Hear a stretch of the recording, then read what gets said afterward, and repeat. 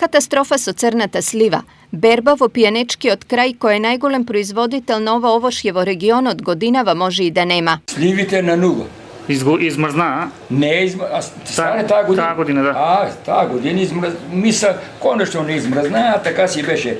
Времето суша, не можа да се оти кога треба дрво да ти роди, треба да го вадиш. Ако го береш, треба па да го вадиш, да нагои папчите за таа година. Но това го време не позволи.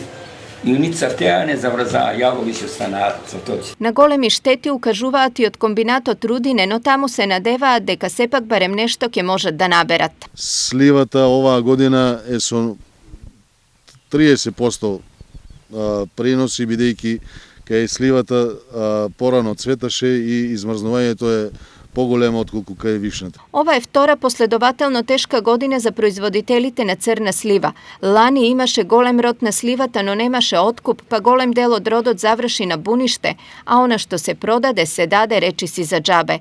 Сево ова овдешните овоштари ги става во многу лоша состојба, а помош и поддршка за нив нема од никаде. Като лани што беше со тонови и тонови имаше сливи. А народо работили са, ем са ги круили, ем орали, ем пръскали. Затова е пара давано.